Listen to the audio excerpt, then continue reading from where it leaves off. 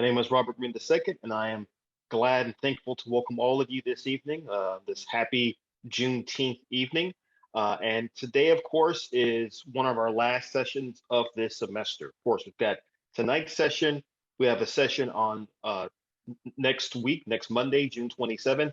And don't forget that our graduation is also coming up as well. Just want to make a quick mention for graduation. Of course, graduation is going to be on Saturday, July 2nd from 4 to 7 p.m. And we will have it both virtually and in person.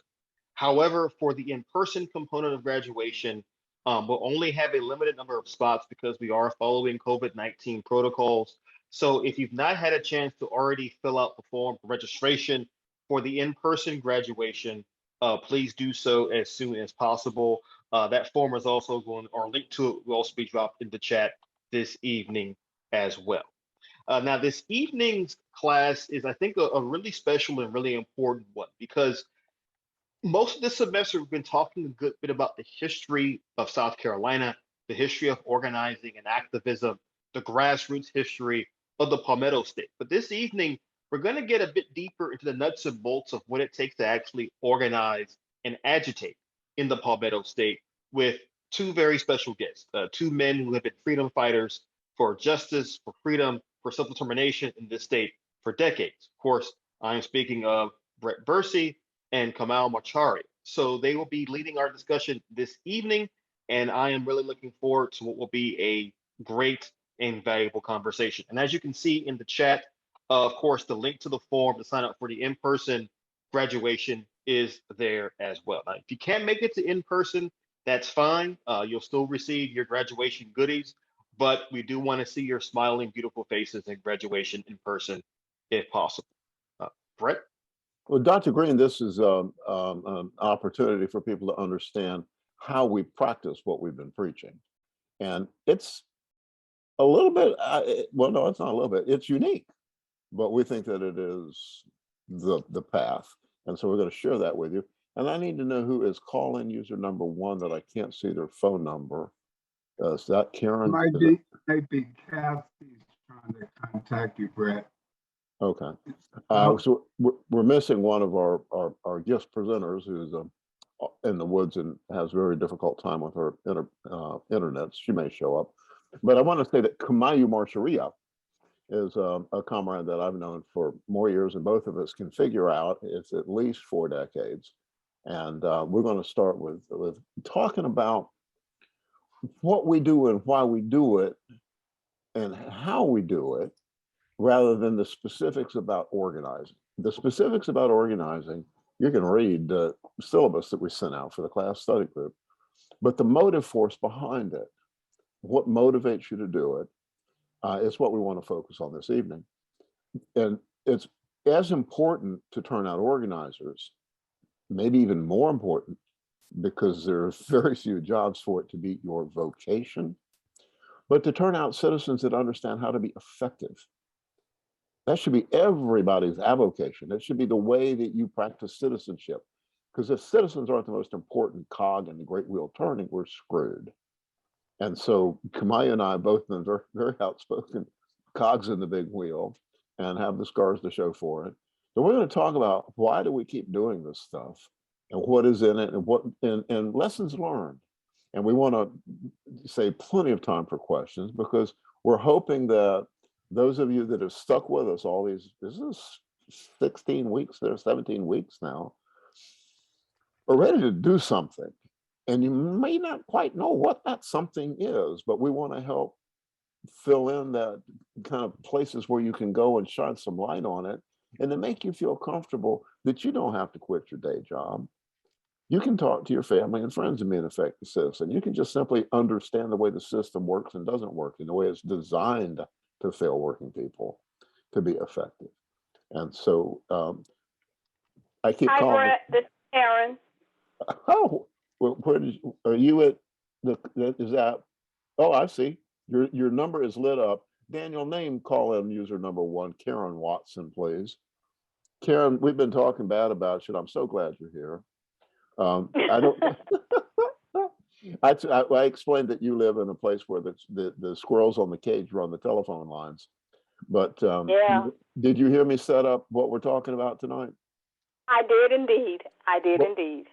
Well, why don't you start? Are you ready to start and talking about things that you've learned and things that you want people to know about, the difficulties and the joys and pain of organizing in the South, being an anti-racist organizer?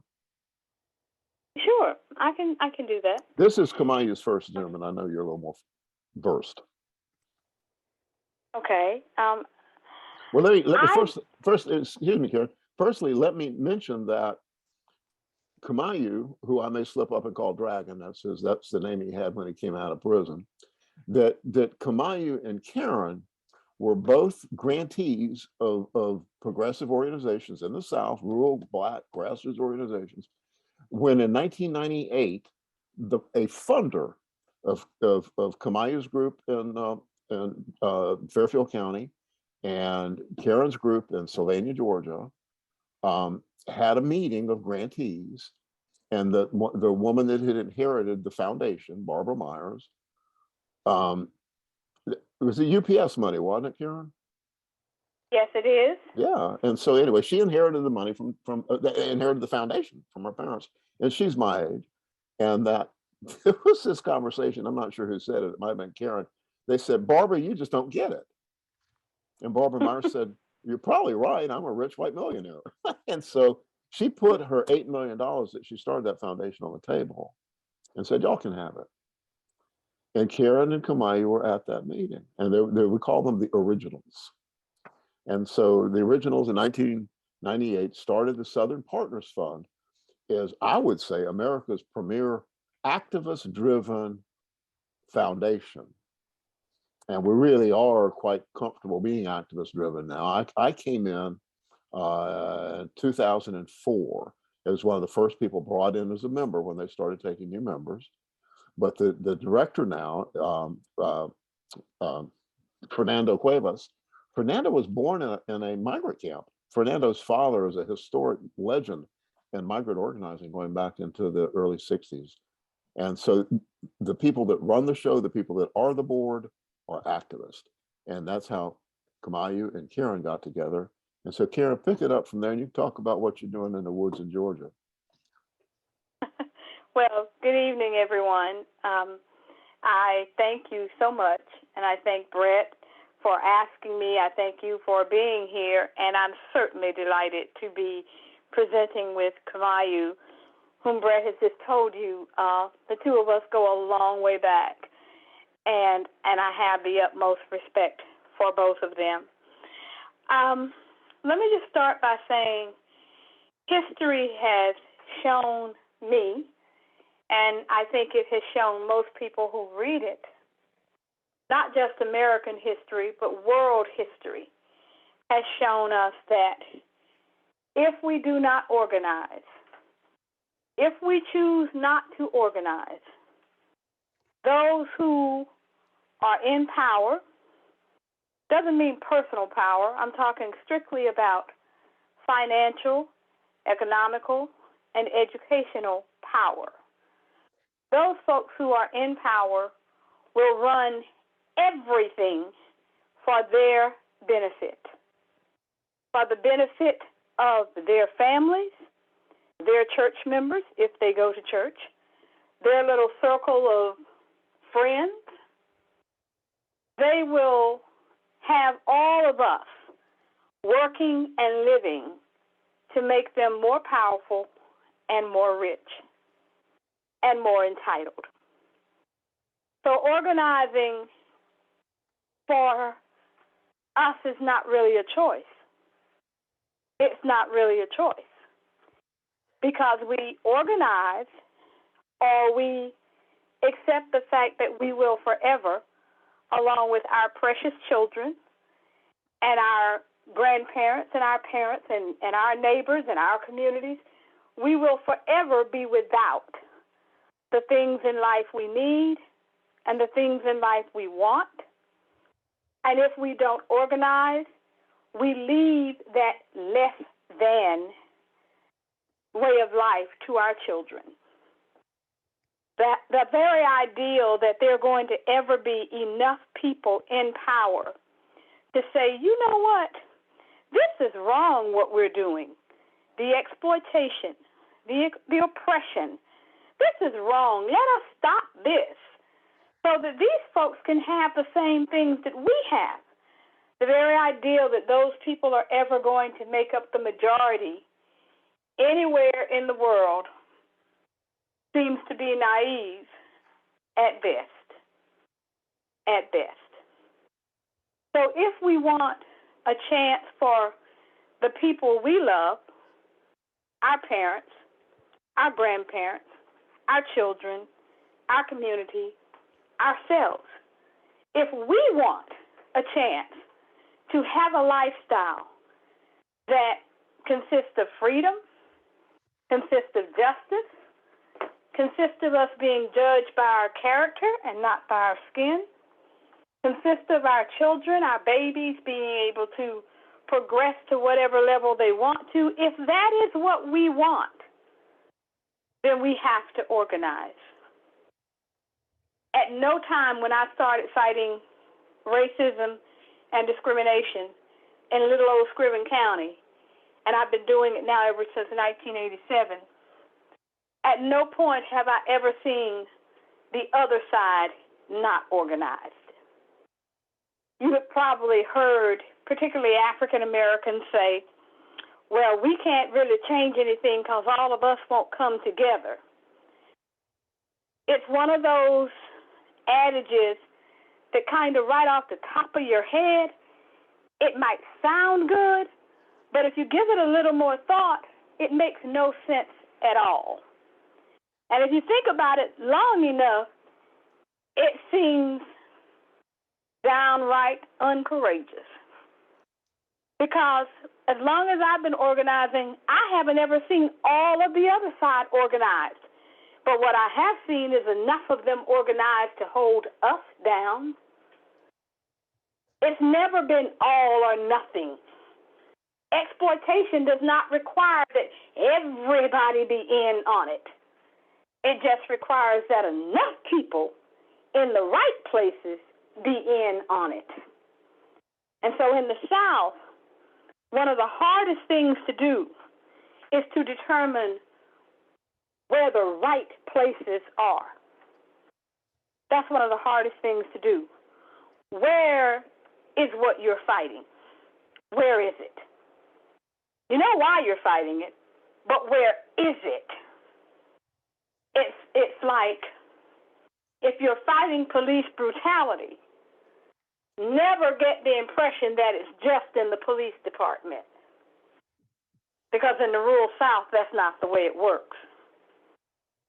The police department may be engaging in the physical brutality, the excessive force, whatever you want to call it, the killing. But in a small southern town, the people who are on the police department, their relatives are on the Board of Education. And the people who are on the Board of Education, their relatives are on city council.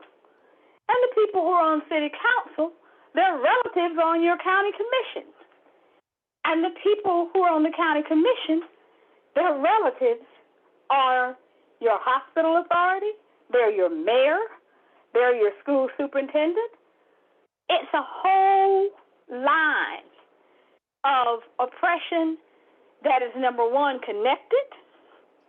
Number two, it feeds off of each other.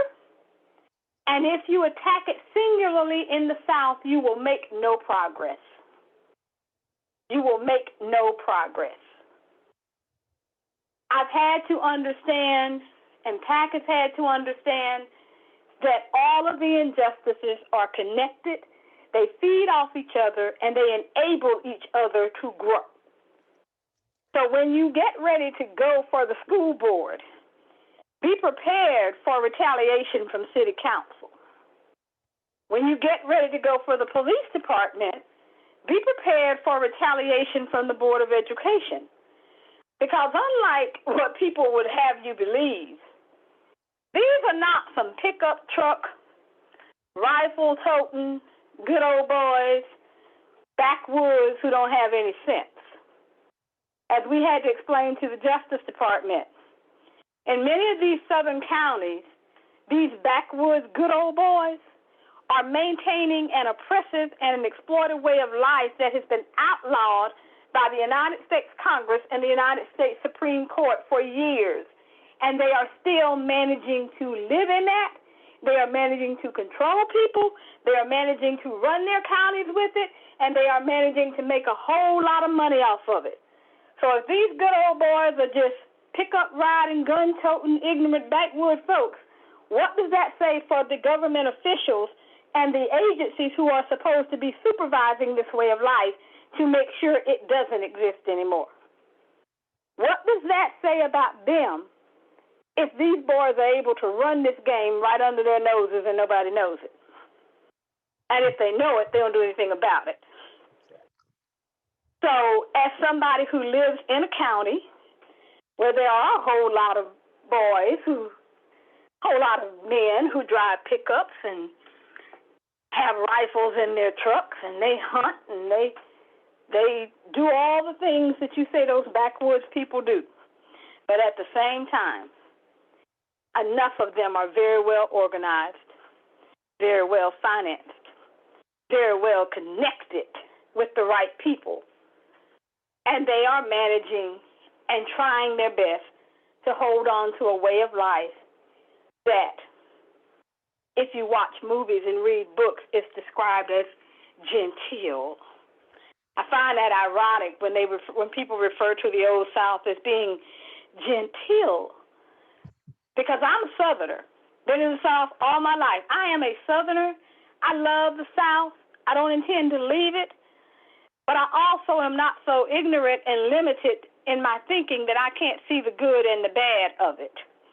So when I hear people talk about the genteel South, and I don't mind telling you, it's that perception that radiates a whole lot of that tourism in Charleston and Savannah and Beaufort and all, that genteel South with all the huge statues and the people that are so friendly. And it just, it's a throwback to the old days. Well, let me just say this. The South is wonderful. I do love it. And there's nothing genteel about lynching, raping, castrating, working to death, owning, selling people, and exploiting that anywhere you can. So the South has a lot of good qualities. It is not genteel. It has never been genteel, okay? We need to be real clear about that. And I think that goes to why I organize. I love these woods, too. I love a lot of the culture of the South. I love the way we operate when we're doing it right. And I'll be honest with you. I'm just not going to walk off and give it to them because they make life hard for us. It makes no sense to just walk off and give a place to the folks who want to own it, used to own it, and owned a whole lot of the people who, quite frankly, helped build it. There's no reason in the world why anybody, women, Latinos, blacks, anybody, ought to walk off and give the South to the good old boys, because they have done less work to build the South than anybody. And so that is why I organize. I love it. I want anyone who wants to be able to live here and have the life that they want to have and prosper. And the South, whether we want to admit it or not, is the caretaker for the racism in America.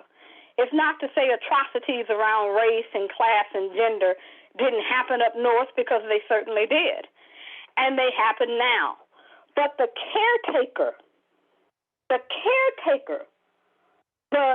geographical area that coddles and cuddles with racism and develops policy, economic and political policy based on racism, there's no doubt about it, that is the South. And so when you hear people say, so goes the South, so goes America, the South isn't being arrogant when it says that. It's the truth. And I'll end that by saying, in one of our battles with the school superintendent here, I will never forget what he said to me. I was running around trying to give them the benefit of the doubt and saying, oh my goodness, they can't be this bad. They can't be treating black kids this bad. They can't be being so exploited. At least try to find something to work with here.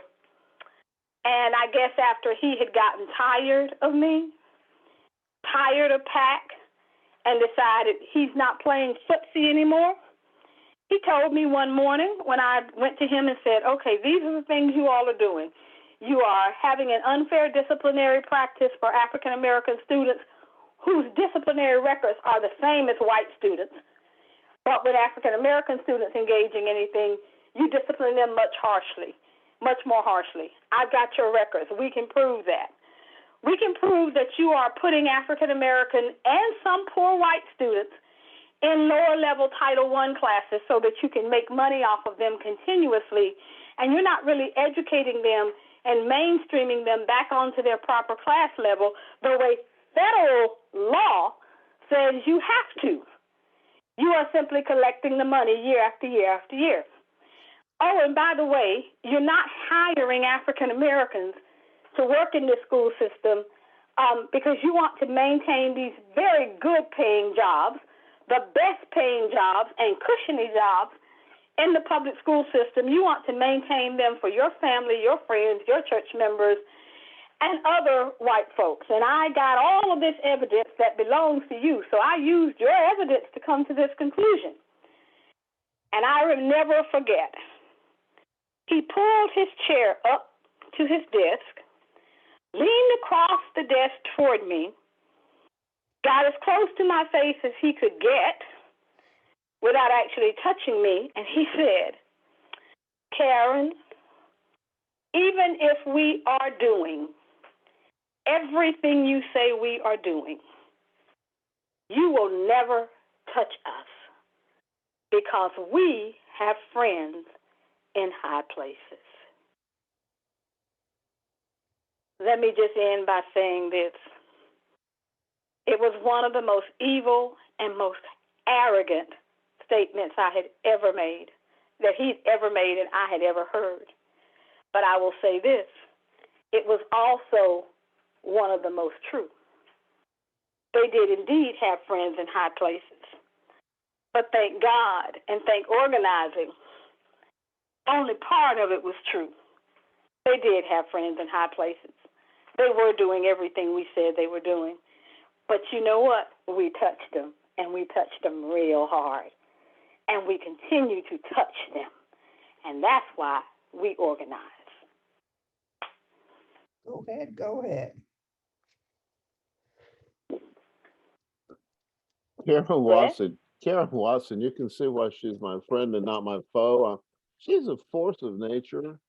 And one of the things that Karen pointed out is the resilience of resistance, but also the inability of people to understand. She nailed it when she talked about that fellow that knew exactly what she was talking about. Mm-hmm. But there's this whole circle of people that don't quite get it, and they're manipulated. There's another circle of people of color that are complicit in it. And when she spoke about people having control over jobs, I see that happening with Black people that are in the legislature being able to control who gets to be on the school boards. And so there's a buy-in to the system that we as organizers have to understand. And I wanted to he was talking about backwoods good old boys. That brings in Kamau Marcharia from Fairfield County, where Kamau has learned and points out with some regularity, ain't nothing fair in Fairfield. 62% Black county, that it was well over 100 and something years before they had Black representation in the State House. And Kamau served, was 18 years, Kamau? Yes.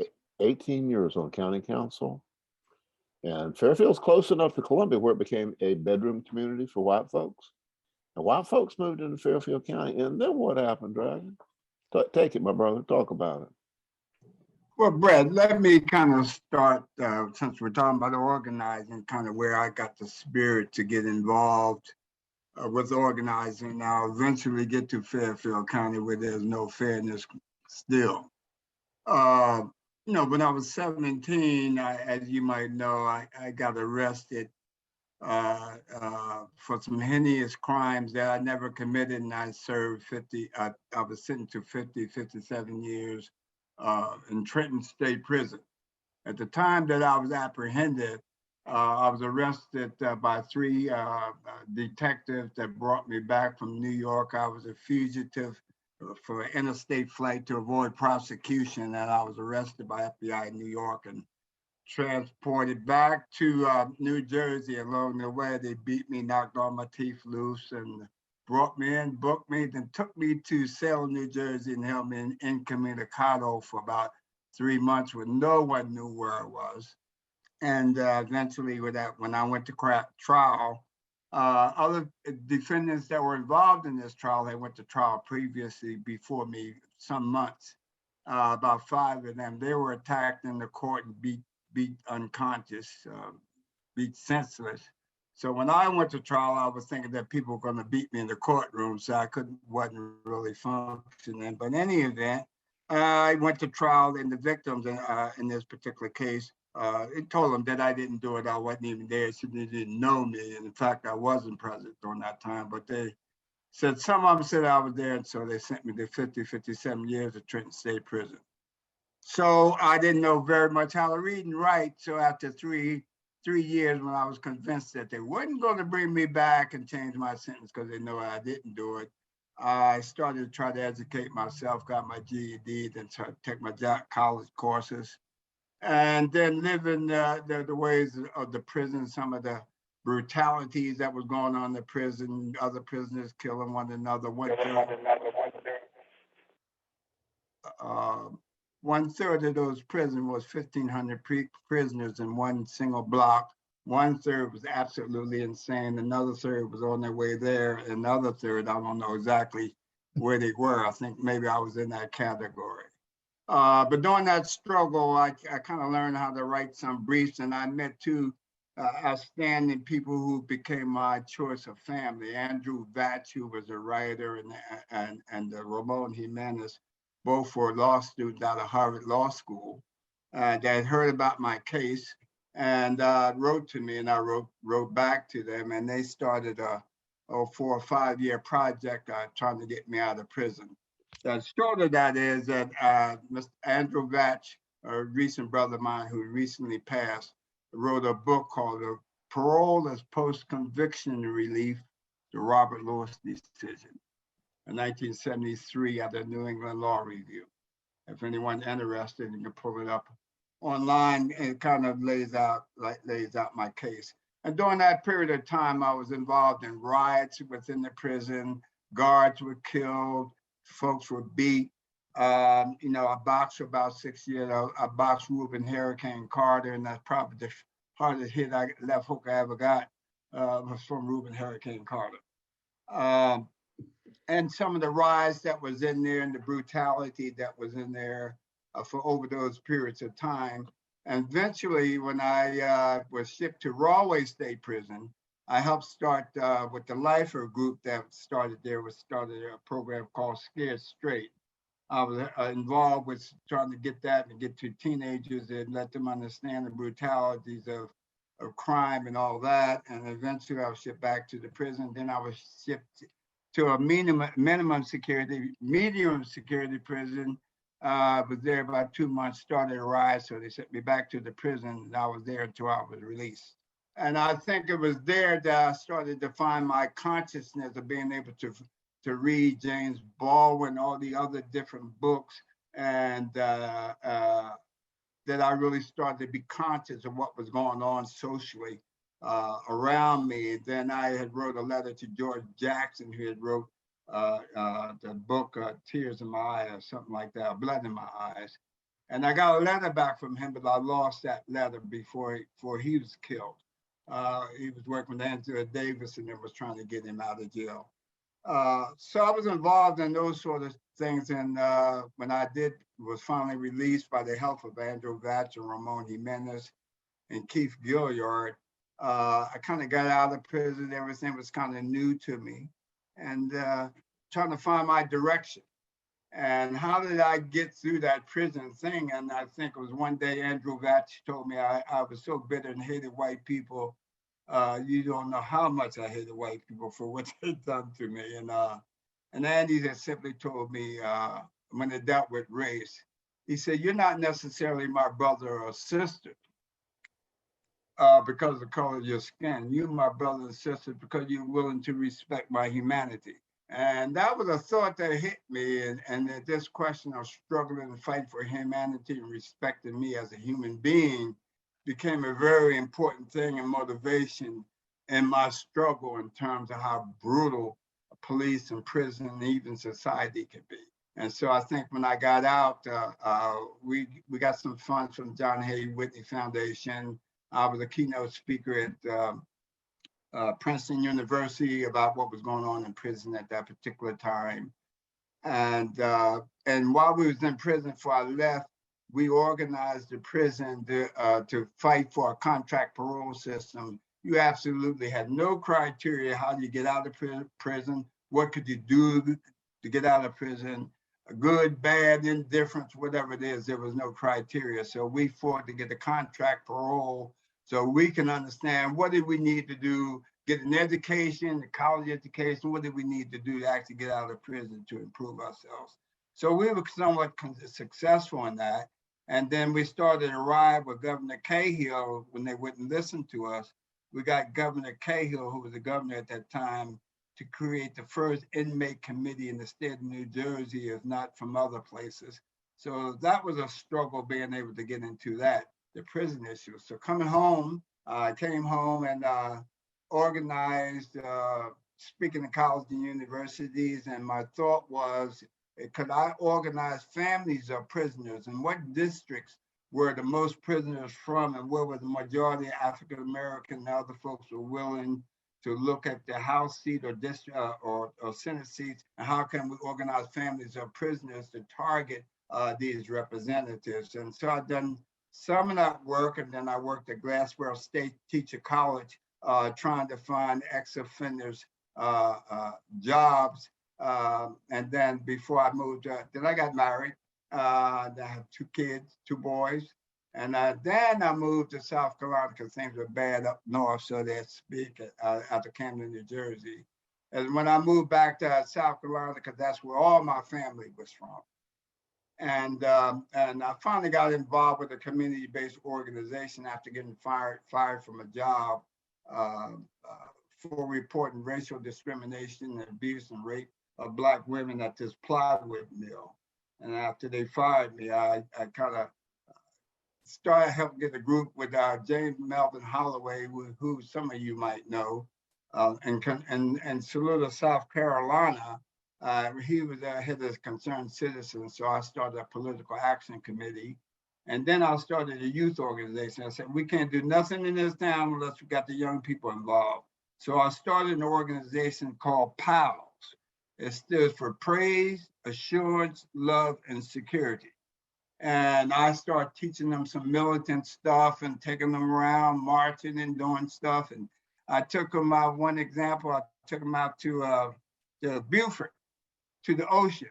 They'd never been out to the ocean to have fun, and I'm watching them. I seen about 10 or 15 kids running across me shouting, "Mr. Dragon." Everybody called me Dragon at that time. "Mr. Dragon." I said, well, somebody must be drowning. I'm looking around, what's going on? They all ran up to me and said, "Mr. Dragon." I said, well, what's wrong? They said, "Somebody put salt in the water." I said, "I'll be damned." I said, you know, they had never been out of Saluda, never been out of hometown, and they thought that the ocean, somebody had put salt in it. So I kind of explained, you know, where that came from, and that if they looked west, the 4,000 miles across to Africa was there. That was their hometown. So anyway, that was kind of a revealing with young people. So, and I was just teaching them how to get involved. And Brett used to think about citizenship. I never really knew about citizenship. I always thought we were second-class citizens, but I thought citizens had certain rights that we have never accessed. And then I know what some of those rights were. So I thought that's what people were fighting about. So after fighting there in Saluda County and met with Coretta Scott King and a lot of killings of Black folks, I eventually moved to Fairfield County in 82, 83. And that fight with Dr. John Roof, that they didn't allow Black people in 1983 to serve on the jury. And we had to get the FBI involved with that. And so that was a kind of a terrible fight. And then we fought for single member districts. Then we fought the UAW, came down in 1998 when Reverend Jesse Jackson was running for presidency. I had him come to Fairfield County. And we actually fought and actually won the union, UAW. You remember that, do you, Brett?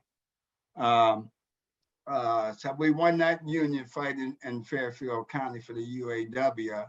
And of course, I always organize young people when I'm in part of an organization. And then 1990, I kind of left there and joined grassroots leadership and became the director for rural organizing. And of course, Kathy Howell and I had worked together, done all that period of time all across the country organizing. I'll just kind of close this by saying one of the things that we done with South Carolina United Action, we started a new group.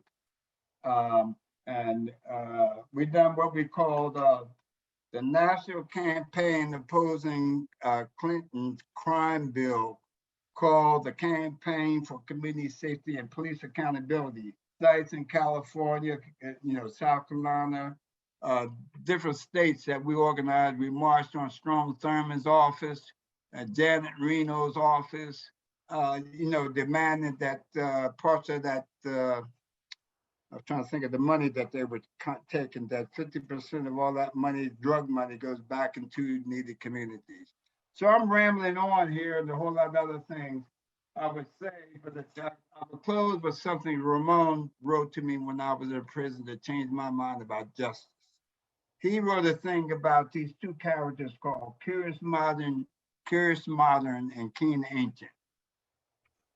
As Curious Modern said to Keen Ancient, if we insist that they listen, if we incarnated the truth and led them out of the caves of ignorance, would they not honor us as heroes and see us as true patriots?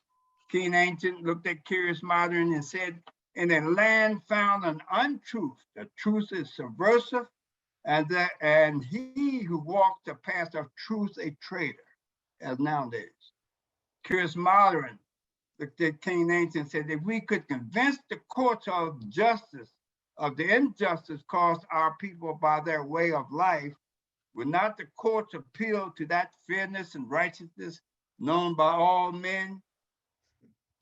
Keen Ancient looked at Curious Modern and said, in this land there are no courts of justice, only courts of law. Appeals are thusly made not to that which is fair, but to that which is expedient, not to that which is right, but that to which is written. And at that time, I saw justice as two words, Justice, just ice cold as hell. And that's just how I see ice for struggling marginary Black people and poor people. I have a million other things to say, but I've been accused of massively running off at the mouth, and that's it. Let's hear it for Drag. Thank you. Thank you for your patience. Now, he didn't mention that he actually won the hearts and minds of enough people in his district in Fairfield County, which is just north of Columbia, a few miles, to be serving on county council for 18 years. And I may have mentioned earlier that what happened was that a bunch of white rednecks moved in, bought land, and I would be hesitant to say that they were able to find opportunist Black people that were willing to tote their, you can't be a Republican in Fairfield County with 62% Black people that are Democrats. So the white folks moving in that were Republicans had to do something. And the something was they found some opportunists to run against Kamau and took him out. That's a whole nother story, but it evidences the difficulty of organizing in the South. And he mentioned Kathy Howell. Well, let me say this, Brett. During that period of time, they shot at my house 6 times. Jumped to gang me up at the recreation, offered me $85,000 if I would go along with building the Black juvenile prison in Fairfield County. So all that, those are kind of details on fights that were going on, but I report that to the FBI. We are, and we're picking up on what Karen said about how there are those that will not turn loose, Right. and they feel somewhat impervious to being able to be attacked. But I wanted to introduce Kathy Howell, who was working with Kamau when he worked with grassroots leadership. Kathy, can you say a few words about the work? Can you hear me okay? We can, you're fine. Okay. I've been working with Kamau for quite a long time, but I come from a totally different background. I grew up in Western Pennsylvania, kind of the granddaughter of folks who came over from the coal mines in Wales to work in Pennsylvania. So I kind of grew up in a working class family, worked in the steel mills and stuff. And, but I went to college at a point when, the Vietnam War was happening, and there was a lot of civil rights activity. My freshman year in college, Dr. King was assassinated, Bobby Kennedy was assassinated. It was like a time of turmoil. And I say that to say, like, every time, every era has turmoil. And so that, it wasn't, in a way, it was not very different from what everybody on this call is facing right now. I think that, with the election of Barack Obama, it kind of threw us into another period of reconstruction. Dr. Barber in North Carolina says we're in the third reconstruction, but we're at a point where there's a lot of backlash and pushback against gains that have been made. And one thing that struck me very recently, just kind of hit me on the head, was I saw things saying that our inequality went down in the US starting with the Roosevelt presidency in World War II. It continued to narrow the gap between rich and poor up until 1980, when it started to increase again. If you remember, for anybody on here old enough to remember, that's the year that Ronald Reagan was elected. A lot of Democratic senators were defeated in the same wave of voting. And since that time, inequality has gone back up, and we are now more unequal than we were in 1929, which precipitated the Depression. So we're at a pretty perilous place because of that. We have massive inequality, and we have, people saying, basically fighting against having a democracy, having an inclusive democracy, and fighting back. And I think for me, just over the years of doing various different fights, I see them all connected. I see labor connected to civil rights, to human rights, to women's issues. It's all the same thing. And that whatever piece of it you bite into to, see as your work, you're going to be helping move things forward in a lot of other areas. I'll give you an example in Fairfield County, when a plant, the Mack truck plant, moved down from Pennsylvania, and they moved out from under the union, but a lot of workers came with the plant. And so the UAW came, the United Auto Workers, to try to organize that plant. And Kamau and one of our other co-workers worked to reach out into the community, which sometimes the unions aren't very good at doing, realizing that if you're at a workplace, people work in the community.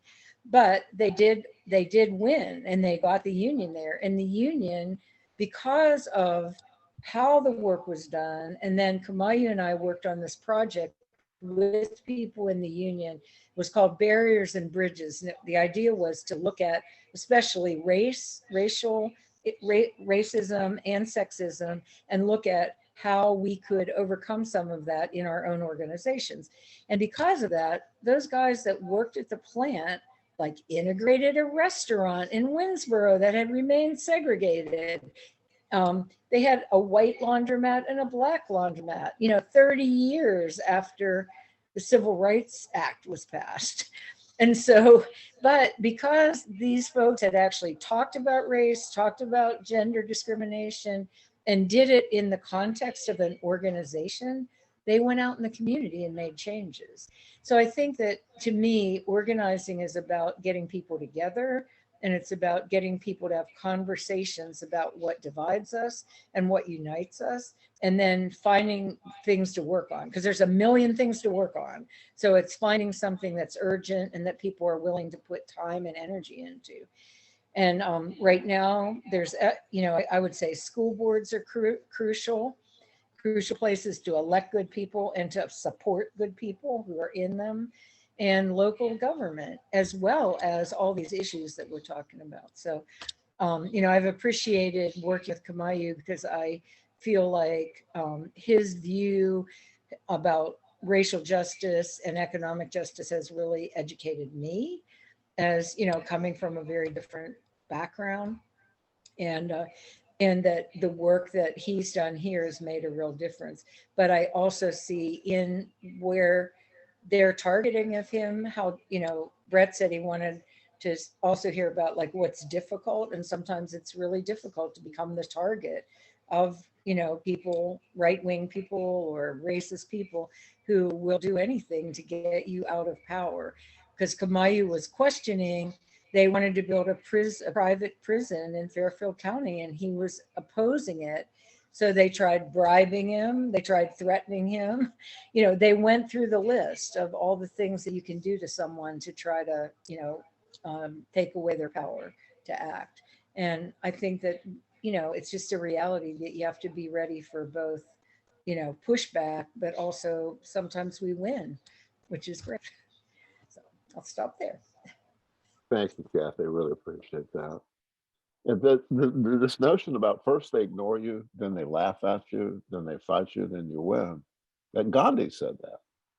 And that one of the things that I'm going to put in my couple cents here, we're going to put this thing to the floor for questions. I feel really lucky to be having gone through a period where I experienced Jim Crow. I mean, I grew up in segregated South Carolina, had friends that were Black that couldn't go to the movie with me, was raised believing that red and yellow, black and white were precious. The hypocrisy was so in front of my face. I challenged that, and I got beat up and put in jail. What's happening now is it's obscured. People aren't challenged. And so I think what I want to talk about and get some conversation going on is what's different. Why do we have a class of activists that are over 50, maybe 60? And it's because I think that they were raised well and their values were challenged and they fought back. And things have become so muddled that I think that we have a class of people that believe in the right thing, but they don't really understand the way to fight back. And that we're seeing young people that are feeling that the way to react and organize is simply to attack people that don't measure up to them, that don't allow them a safe space. And the people that are easiest to attack are your friends and your allies. And that's an old trope that we need to be mindful of, that the less power you have, the more likely you are to fight your allies. We've seen that historically in movements, and that's something that the Progressive Network, I think, has developed over. So we're here on the ground for now, 26 years. Came out of an organization, a grassroots organizing workshop that goes back another 20 something years, hooked up with Modjeska that goes back another, 30, 40 years, who hooked up with W.E. Du Bois that goes back, another 30 years. So we're running this linear line of the same analysis. That analysis hasn't changed. The culture that it's playing in has changed. The people that are playing the game has changed, but the reality hasn't. And so what I want to assert today is that what I want you to understand about what you're learning in the Modjeska School with the history, the people's history. You learned about who made the rules, who benefited from them when they made them, and who's benefiting from them now. But the takeaway now for us to do something about it is how do we do that? And what we, the Modjeska Simkins plan of action and your study guide that if you had the opportunity to read that was mailed to you late, our plan of action is to not do the same thing that everybody else is doing that wants to make things better. And so you've got people that want to make things better that only feel that they can make the damage, they can decrease the damage. That's a liberal approach. And so you have people that sign on to the existing status quo to be able to mitigate the damage the existing status quo is doing. We don't need to do that. That's what the Democratic Party, that's what progressives in the Democratic Party of South Carolina are doing, and not doing a very good job at it. So what we've been doing, we the Progressive Network, going all the way back to probably around 2000, when we quit endorsing everybody that agreed with us that was going to lose. And we started thinking, well, we got to like vote smart. If we endorse people that are going to lose, that's not going to do any good. And we built a coalition within the Democratic Party, the South Carolina Progressive Democratic Party Progressive Caucus, that could control the floor of the convention, because the people that ran the party weren't representative of the base. So that is a taste, that is an indication of the power that we have to speak the truth to the people that are the base of the Democratic Party. So we're organizing around the fact that we can't fix the problems with the tools that are designed to keep them in place. Some of those, the major tool is money in politics. The Democratic Party runs on money in politics. And I can testify, and we'll go to court, that we have Democratic Party leadership that has recognized they can't change anything in the legislature because they don't have enough power. And so what they do is they grandstand on issues. They do not organize, they do not work together, they do not leverage on a long-term vision of how do we actually build the capacity to make change. And so that's up to us. That's up to the people that we're working with to have an inside game that understands how the power's made, how we can affect the power, and that the fact that our power to change things has to come from outside that system. We have to organize. We have to organize power outside the system. So that's the difference between us and all the other groups, not all of them, but all the ones I know of in South Carolina that are doing things to try and improve the quality of life, is that we're looking at what's being done and we're finding out things that aren't being done, and we're working on that. And so we have an inside-outside game that's very advanced, very strategic, and we're winning elections with our political action committee, with our C4 individual members, our C3s doing policy work. We're putting things on the table with policy. We're winning a few things, but we're at least putting out there the things what they should be and could be and ought to be, and organizing around that with an understanding that to make that happen, we have to have the power to force them to do it. Franklin Roosevelt said, I was right after probably he was elected and the New Deal's happening. He said, I know the right thing to do, but you got to make me do it.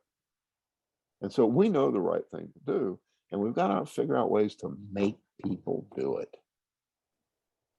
So Dr. Green, I want you to step in here and end our bloviating, but recognize our gifts today, take questions from them, ask more specific questions yourself, and open it to the floor. Right. Well, first of all, I want to thank all of our guest speakers this evening for really giving us a lot to not only think about, but a lot to act on as well as activists and concerned citizens. Oh, Brett, please go ahead. I actually forgot that we've got Becky Robbins, who I've queued up, who has the most critical understanding for 31 years of my failures to be able to make progress, as well as the rest of us. And Marjorie Hammock, who's laughing at me. But we've got some other people that may have some comments before you take it to the floor. And I want to call Becky to say some words.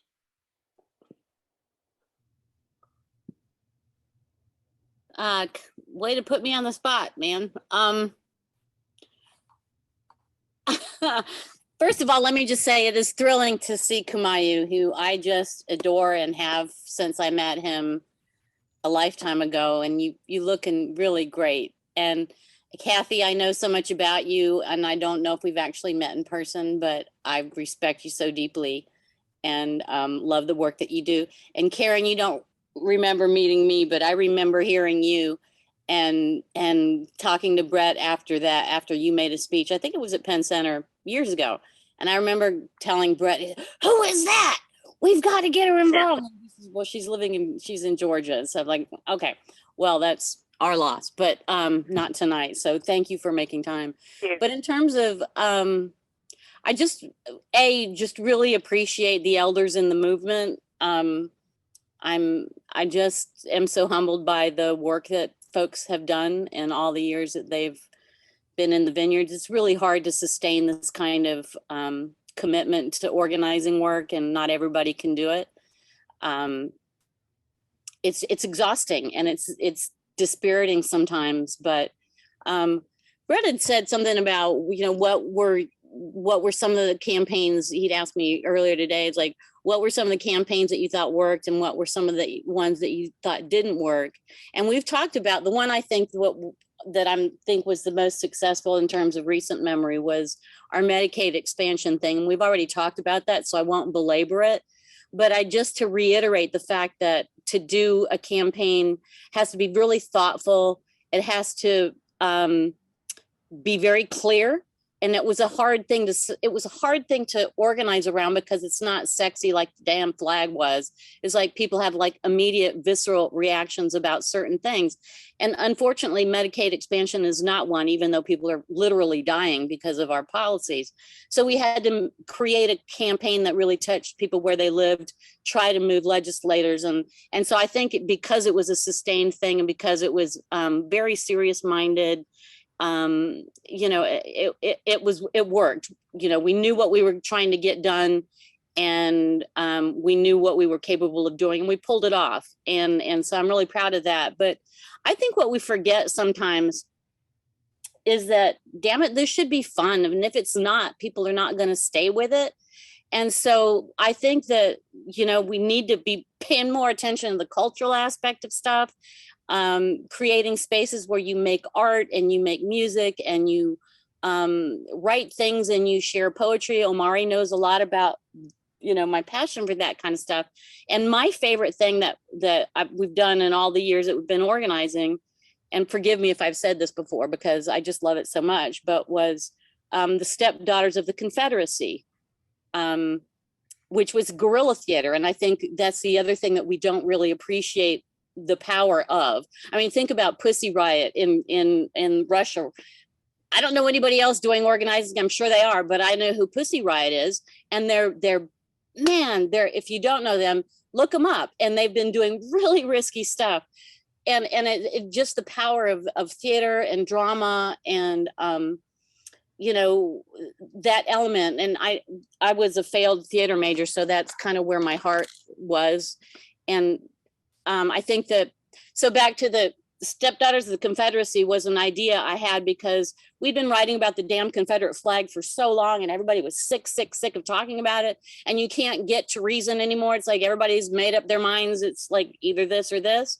And so we're not going to move anybody. But so we took the opportunity when they were finally going to take the damn flag off of the dome and put it on the people's lawn as if that's progress. We thought, this is nuts. This is absolutely absurd. So how do you protest absurd? You trump their absurdity. So we created the Stepdaughters of the Confederacy. It was like, we did a photo shoot. I had a friend who still have a friend. And this is the other thing to remember. You do this with people of like mind and you will have friends forever, and you will talk about it forever if you do it right, because it's fun. And there's nothing like mocking the power elite. There really isn't anything quite as satisfying. So she had this beautiful vintage clothing store and had all these outfits, and how she made her living was really producing costumes for Columbia's really serious-minded Halloween people. And so I had a hoop skirt, and she outfitted us all up, and we put an ad in Free Times, like soliciting folks to come join us. And so on the day that they were going to bring the damn flag down, sort of, off the dome and in your face as they were talking about it. A bunch of us showed up on the scene with a roped out area that we had done earlier. And we created this scene right there in this thing that they were trying to keep very solemn and respectful. You know, all the flag wavers had turned out and they were like, all like, we're going to be sad that the flag's coming down. And Brett made a bunch of signs that said, these big yellow signs that said shame, just the word shame on it. We bought thousands of whistles. We showed up at the State House. So there's like a gaggle of us, like, I don't know, 20 of us in hoop skirts and regalia with this giant lawn jockey that a friend of ours made as a token of appreciation to the lawmakers who were so graciously keeping up the lost cause for us. And it was just a hoot and it was like a scene. But I think to me, looking back on that, it was so much fun. It was scary as hell because there were people in riot gear. You know, I had combat boots on underneath my hoop skirt just in case I had to run. And it was really something. And Brett maybe have some memories about this too. But I'm just saying that it doesn't all have to be serious meetings and it doesn't have to all be like, oh, dear God, just, take a moment and mock the system for what it is. And it was very, very gratifying. These are people that I'm still in touch with. So just think outside the box is what I would suggest. And I'm sorry to be so long-winded, but it was really No, Becky, that was wonderful. I wouldn't try to add anything to that. And we damn well need to have fun and be creative. And that's just a really significant element of it. Let me just say that you can look at footage that in this, you can look on that day when the flag came down, go Google the date. And you will see photographs and there's shame signs in this sea of people at the State House. I mean, it was wall to wall people and there's shame signs. And so it can be simple, but simple and clever is what has gotten us through a lot. Right. We did pass out over 1,000 whistles with a little card that said, blow the whistle on racism. And we blew them out of the water. And this is something that I learned from Grace Slick and the Justin Airplane. People with a clever plan can control the plan of the mighty. And so we don't have guns. I mean, we don't have enough guns and we don't have enough money, but we got to be smarter than they are. And, we're actually right. And so that needs to drive our creativity. And we've done some things, Becky and I have, and others that we can't even talk about this evening. And I want to say, Daniel, I see you're hiding behind your logo there now. But I had pitched it to Daniel to see. We drugged Daniel in here. He grew up as a young communist in Lexington County, the only one that had to learn karate. And he's been trying to organize, but he's had some difficulty with young folks. Got something to say, Daniel? Sure, Brett. So, I mean, I'll reiterate, what I said last time. And so we have Kyle Kreminger and Chris Gardner and Professor McLaughlin and some of the veterans of the New Legacy Project, and if they certainly want to chime in, they can. But some of the difficulties we've faced, and let me just preface it by something that is everyone here familiar with Adolph Reed. He's been down here to South Carolina, a great organizer. He was a part of the Civil Rights Movement, Black nationalist movement, and then like most lefties, they liquidate themselves into academia. No offense to the good Dr. Green, who has certainly not done that, but he makes this point. It's kind of ironic. In radicals in the 60s, we were dreaming about the new man, right? And I think it was authentic. Brett talks about we cannot see a new society without the new people we have to become in order to inhabit and substantiate that society.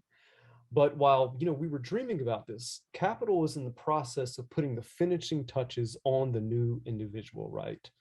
And so he says something like, beneath the current Black, female, student, Chicano, homosexual, old, young, handicapped, and so on, the ad nauseum struggles of who should be centered lies a simple truth, that there is no coherent present opposition to the administrative apparatus, right? And so a question always emerged in youth organizing, and I'm not sure if Professor McLaughlin, this was before your time or after, if you want to chime in, but the question is, who should be centered, right? And the right wing has a joke about this. They call it the oppression Olympics, right?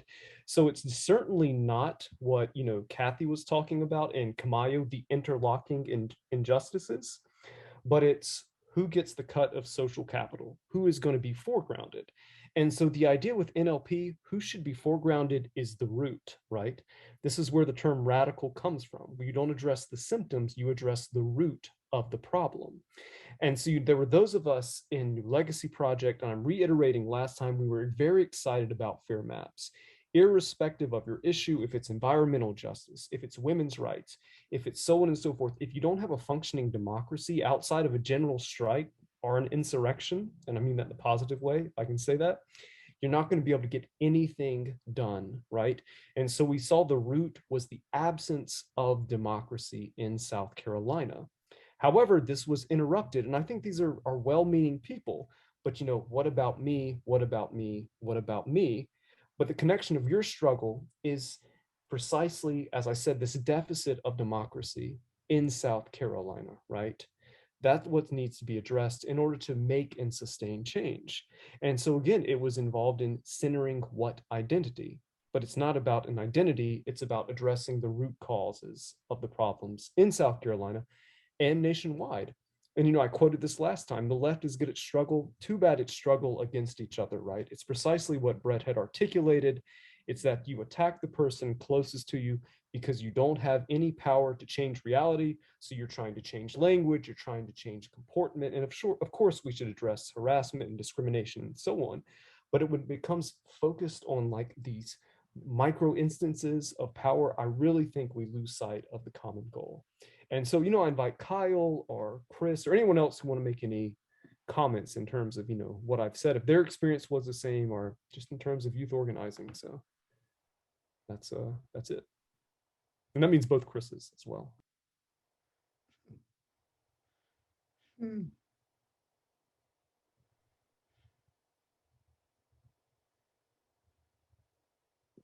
Chris is smiling and frowning. He's thinking about hitting his unmute button. Yeah, just, you know, thinking about a lot of things.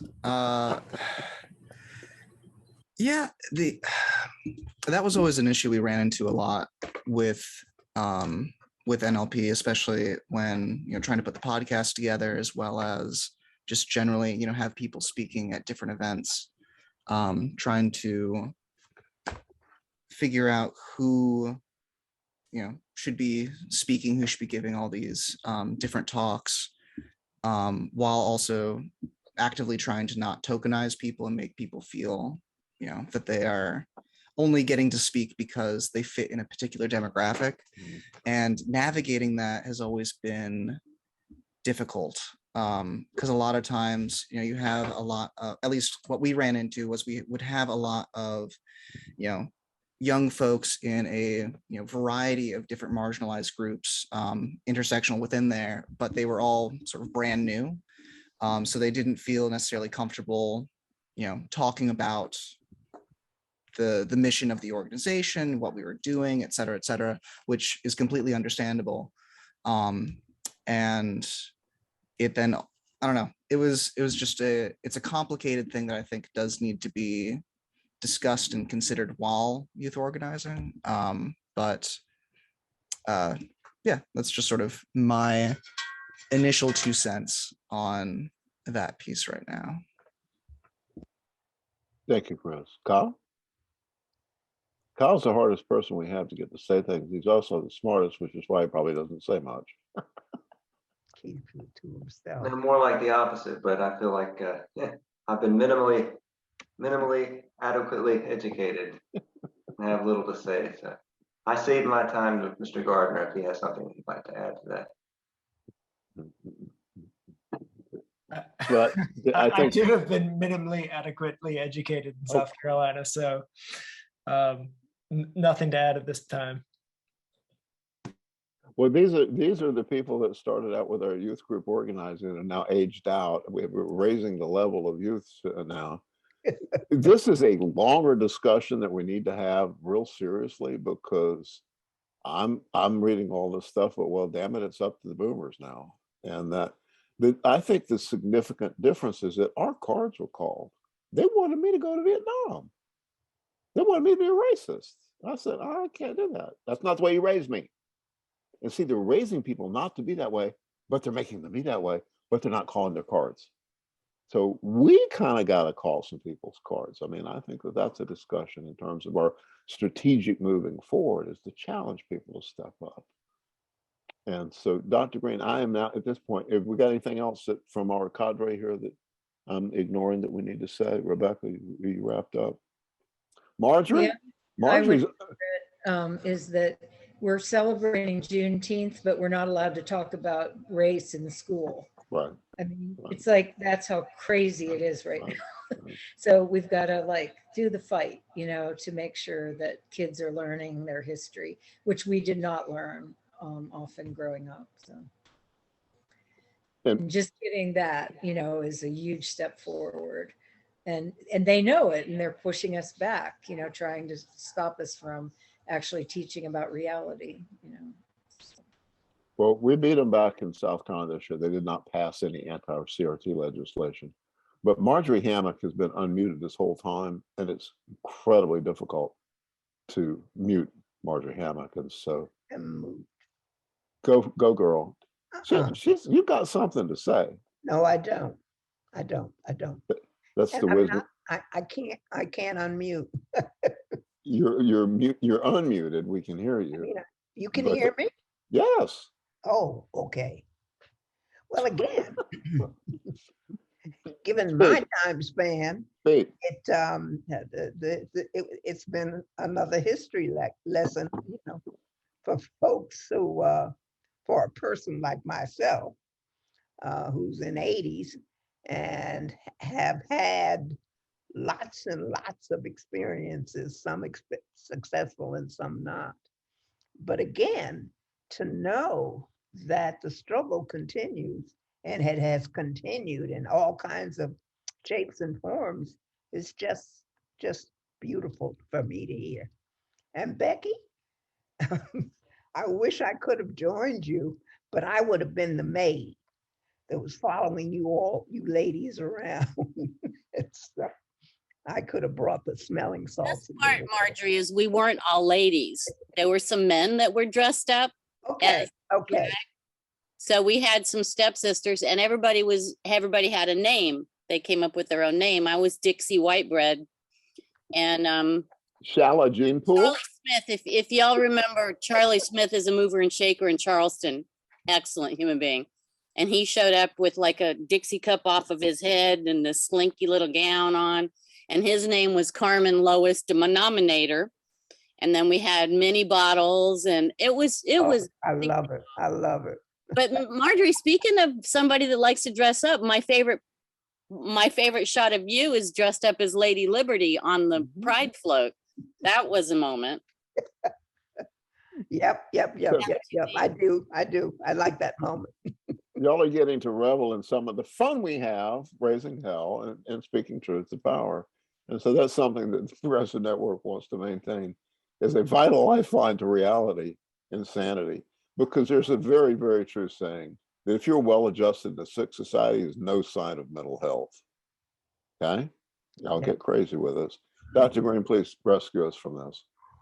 Well, I don't think there's any need to do any rescuing this evening. This has actually been a fantastic and wonderful discussion. And there is a good question in the chat from Katie Crosby. And I also want to point out Celine's comment about the importance of civics education in school and how that's not really being offered the way it once was. And I will tell you, as the professor at Claflin, I see this a lot, that I am alarmed by how little our students actually know about the Constitution and that kind of thing. It is worrisome. And this actually is a good segue to Katie's question, which is the following. I agree that the current system is designed to prevent real progress. What advice would you give to folks who are already in party leadership or running for office? I think that's a question open to our speakers this evening. Well, Dr. Green, I think I'm closest to somebody in our team that's giving advice to people running for office is you have to be able to have a true commitment to something beyond your own advancement and aggrandizement. And I think that we can see that with some of the candidates who are running for office now. I know some of them, and I know some of them are real serious, and I also know some of them are running because it's going to make them feel better. And so we've been working within the state legislature for many years now. We had the absolute blessing of having Gilda Cobb Hunter and Representative Joe Neal and Clementa Pinckney, when he came in a couple of years later, being anchors for our political presence within the state house. They were servants. They were public servants that were honestly committed to making a better life for other people than themselves. And it is so damn rare. And one of the reasons it's rare is the Democrats, who are the people that not necessarily are supposed to believe in social centrism as opposed to capital centrism, they can't win anything, so they don't work together. And so the modus operandi of people running on the Democratic ticket, which is assume what the question is about, it becomes kind of grandstanding without any kind of practical application to strategy. That comes back to the question of where's the party? The South Carolina the party structure, number one, you learned in the Modjeska school, there are no parties in the Constitution. The founding fathers warned us against parties because we'd end up with two fighting amongst themselves. They also warned us against corporations. But we now have, having not listened to them, political parties fighting for power amongst themselves and corporations that are fueling them. This is not what democracy looks like. So the whole system is screwed. And so we have to be very careful about who we support, what we do in the electoral arena. And we can be the principal force and voice, crying in the wilderness sometimes, but the Progressive Network is very strategic. And we've been able to, with our political action committee of individual members, which all of you can be part of when you become an individual member, of picking the races, the very few races in South Carolina in the legislature, 170 seats. We've changed the outcome in 6 different seats in the last 3 general election cycles. That's more than the Democrats are winning. And what we're doing is developing the ability to punish or reward, which gives us power. And without power, we can't make any change. And so, Dr. Green, I'm not sure whose question that was, but tag that and let me have a therapy session with that individual. Well, that was Katie Crosby's excellent question. Katie, we have to talk. And that actually brings me, and again, I want to encourage folks to put questions in the chat as we go forward this evening in the chat feature. But I do have a question for our speakers this evening that goes back to the discussion that we were just having about the youth, which is, what do you think is the biggest difference between organizing and activism, say in the 60s, 70s, or 80s versus today? What do you see are some things that are different that might make it harder for younger activists in the here and now to really make their presence felt in terms of activism and organizing? Well, this is Karen Watson. I will say this, as we work with young people and have worked with them ever since we started our organization in 1987, the oppressed communities, and I can speak particularly about the African American community because that is where I have the most experience. We have failed in so many ways to educate our own children about how it is that they got to this point. That is not to say that there are not problems. There are problems. But our young folks, many of them don't know the history of the civil rights movement, the struggle. They don't know the things their grandparents and great-grandparents had to suffer and go along with just to be able to survive and to keep their families from being targeted, to keep their homes from being burned down. There's a saying in the African American community about how many times you had to bite your tongue. In other words, something disrespectful or harmful was said or done to them, and they couldn't do or say anything about it for fear that their families would be retaliated against or that they themselves would be, but most of the time they were more fearful of what would happen to their families if they bucked the system. And the school system isn't just now deciding not to teach critical race theory. America decided from the very beginning not to teach the truth. The only difference is now they're putting it in a bill and signing it saying by law we're not going to teach it. But they knew from the very beginning, you're not going to teach the people that built your country and that you oppressed and exploited and auctioned off. You're not going to teach them in depth that you did this. To think that they would is absolutely illogical. And so many of these young people are amazed when we teach them the history and how it is that as horrible as the George Floyd situation is, how George Floyd was a regular thing seen all the time at a time, and no one dared protest or say anything about it. So our children have grown into what we call the oppression of distraction. In other words, if I don't know how I got into this public school system, if I don't know how I got the opportunity to be in this algebra class, if I don't know that, then I'm not going to say much about what's going on in the class most of the time because I don't know how I got here in the first place. I just think, of course, I can always come. They don't know that that's not the truth. And because we haven't taught them how to deal with racism in a way that doesn't put them in the same position where the schools want to put them, which is the teacher does something racist and you curse her out. Well, that's fine because they wanted to put you in alternative school anyway. And so no one has taught these kids how to strategically deal with and oppose racism. And they don't know enough of the history to understand how it's done. So one of the things that I'm very clear about, the oppressive society is not the only entity that failed our children. It's not the only entity. And it's not just about what's going on at the schoolhouse. We need to be very clear about what's going on at our houses. At our houses. And if you truly love children and love justice, you won't just look for an entity to go beat up on. You will understand that you have to fight the battle in the street, at the schoolhouse, and you also have to fight the battle at your house. And as an African American community, by and large, we have stopped doing that. And because, other than the George Floyd incident, you don't see the movement on television. You don't see the attack dogs. You don't see the water hoses. You don't see.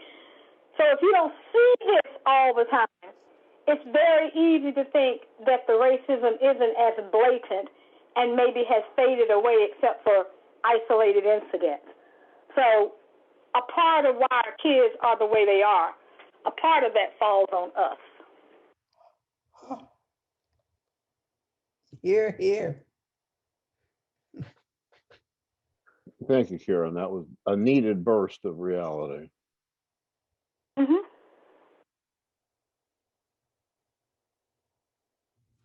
That was definitely an important point. I'm glad Karen brought that up because this is the kind of thing that the Modjeska School is trying to deal with. We're trying to actually expand our operations to include people who are in K through 12 as well, because we've got to reach children who are young. We've got to reach people who are of the younger generation in terms of teaching them the actual factual history of this state, of this country, of this world, because this, again, as Karen points out, this is all very important in informing how folks get involved in activism in the here and now. One thing that's to me is hopeful at this point too is seeing all these workplaces organizing, all these Starbucks, Amazon, Apple, like places that employ mainly younger people. And I feel like there's a recognition maybe they don't have the whole analysis, but they know that they're struggling financially and they're not making enough money to have, buy a house or have a family. And to me, that is a very hopeful sign. And it means that they're talking to each other about what they're experiencing and they're coming together, like seeing the photos of all the different locations where they're voting 19-0 to join the union, which is kind of amazing. One of my friends who grew up in Honeypath, South Carolina, said to me, I guess pigs can fly, whenever two places in South Carolina organized and voted to have the union at a Starbucks. Really made me laugh. But to me, it's a hopeful sign coming out of the labor movement that's been in decline since Reagan busted the union at the Patco workers.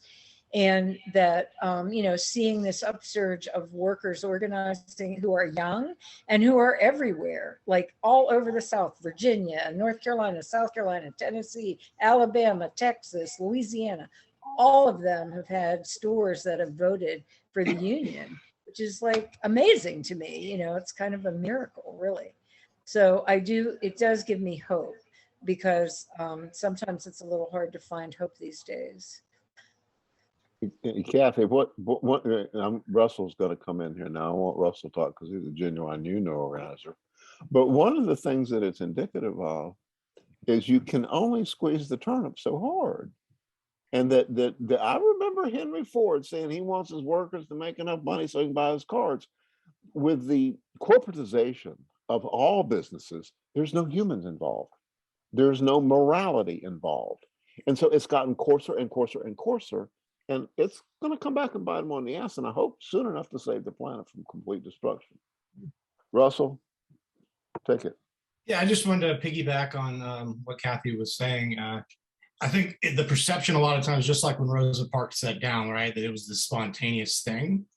And all this Starbucks workers, Amazon workers across the country, except for, where Chris Small's organized, it's not spontaneous. SEIU Workers United has invested millions of dollars in resources in organizing these Starbucks in every single state, so that they get that press, that press release that Starbucks workers across the country are like just kind of popping up.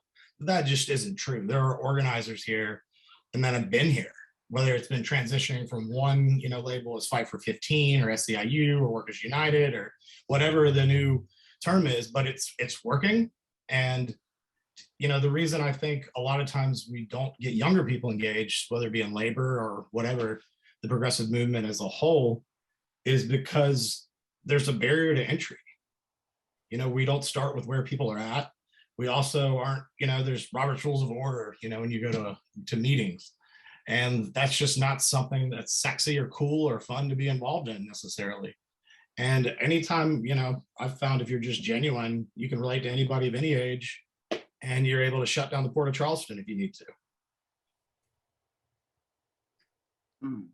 Let's try.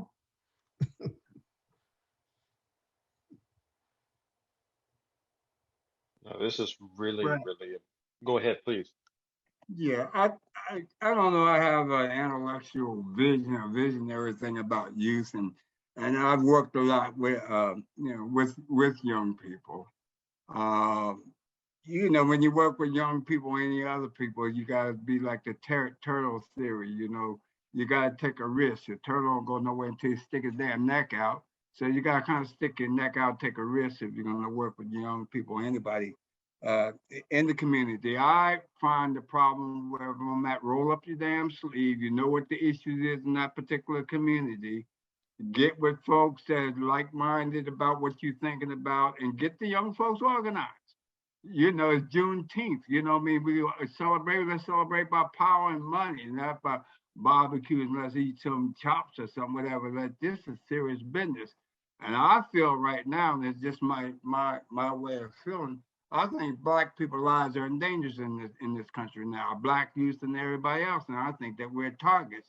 And I think there are people willing to kill us and will kill us. And I think we better move beyond prayers and get up and start doing something. But And we got to teach our youth how to protect themselves, that they're targets also. That's my 2 cents.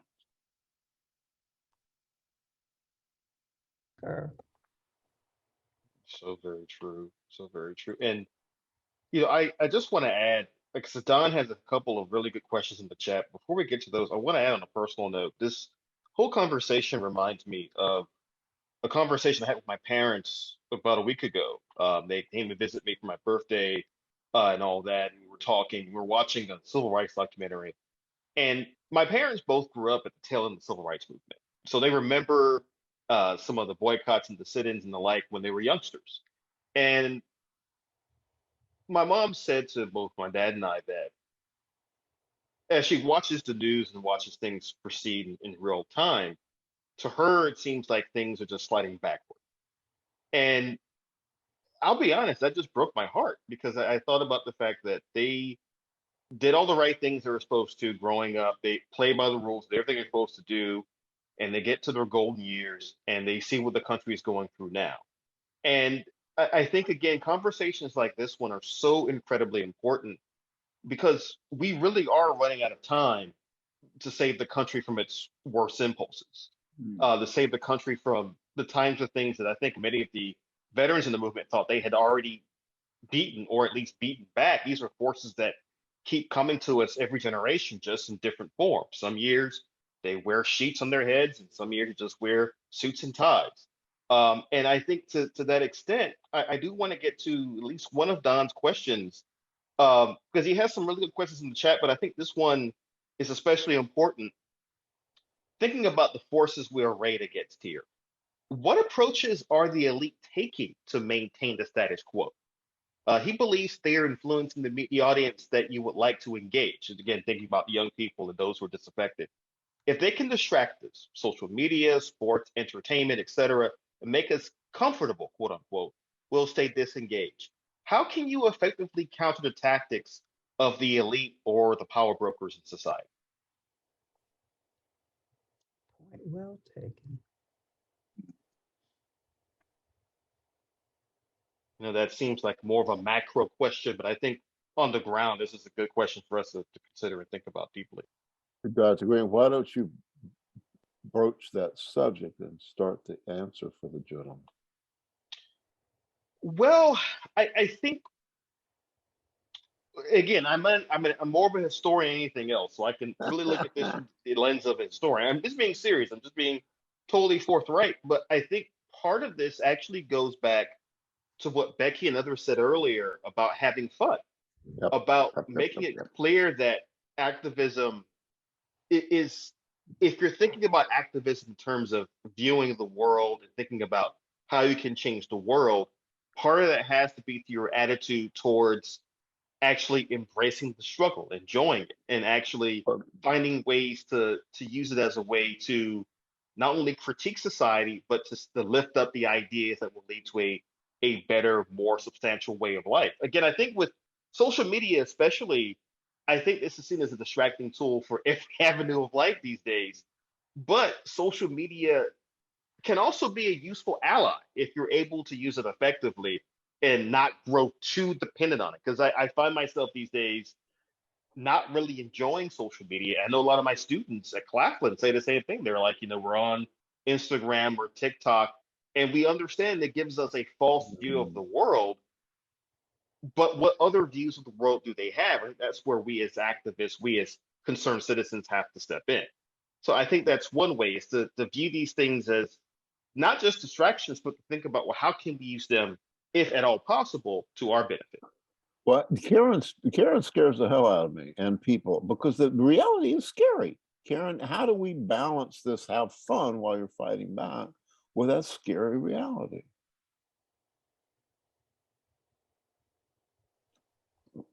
Karen, you there? I thought what Becky said was important too, like making fun of them is a great way to engage people, because it's fun to make fun of people who have power and to call out their contradictions. Well, I think we have to get people's attention before you got to get their attention before you can lead them to water, and you got to make them drink. But if the whole thing is scary as crap, you can't get, they may not want to you can't get their attention and you may not lead them to the water. Kamau, you got something to add to that?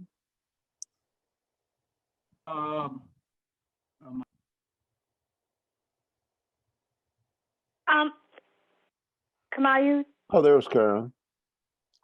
Okay.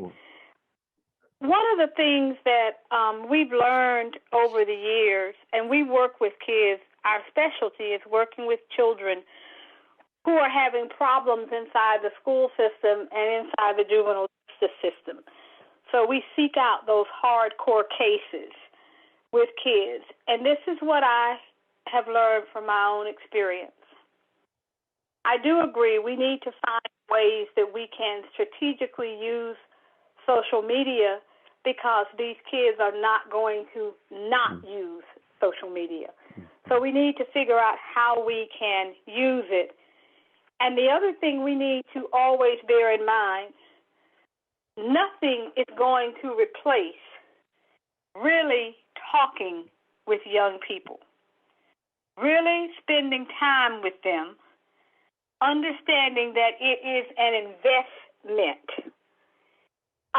It's not going to be a 1 or 2 shot deal. And talking to them in a way that is truthful and connecting their experiences today, what they are going through today, with the things that happened in the past with their parents and grandparents. Because the thing about racism is very seldom does it invent anything new. It simply repackages the old and maybe put a new spin on it, but they don't invent anything new. And when children, young folks hear that what you are going through in your classroom with your teacher, what you and your friends are experiencing when you're being followed by law enforcement on the weekends when you all are just out enjoying yourselves, when you can tie those experiences to what happened with your parents and grandparents, then those children see a continuity. That what they start to see first is that mama and daddy and grandmama and granddaddy went through the same thing, and this is the way they addressed it, and things are a little better now, and there isn't something new happening to me. This is a continuation of what this country is about, and if they fought it, I can fight it too. And the other thing is, young folks got to know that you're not organizing them to write up some great proposal and get a whole lot of money. Young folks got to know that you're with me on this, and if I need you at 4 o'clock in the morning, I can call one of you all, and somebody's going to show up for me. And I'll say this, and I know it's going to be controversial, but controversy has not bothered us because the truth tends to be controversial sometimes. In fact, most of the time.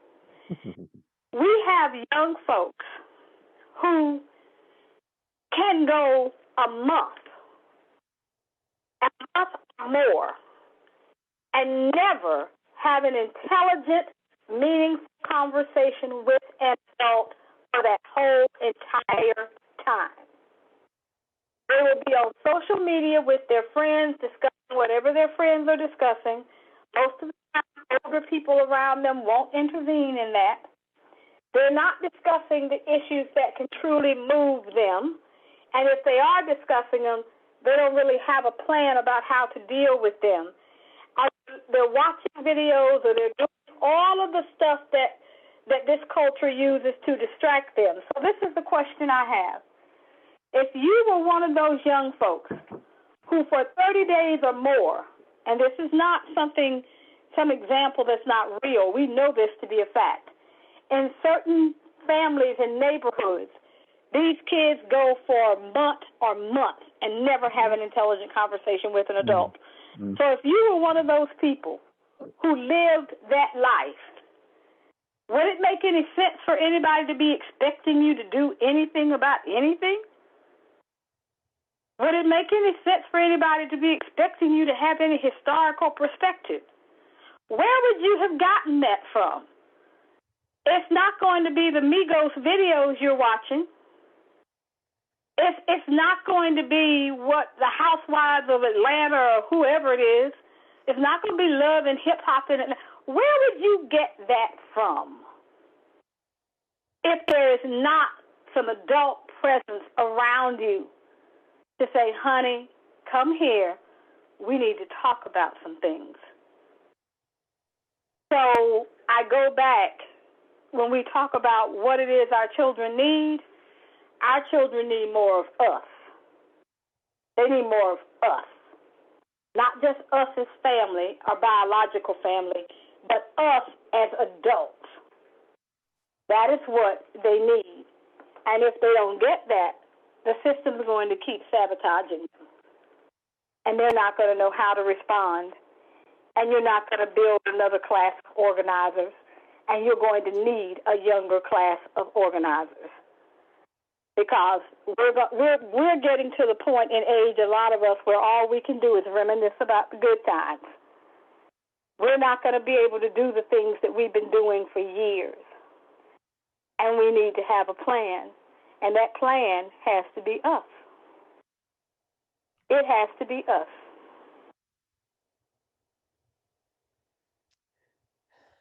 Well, that kind of puts it on your shoulders. Concur.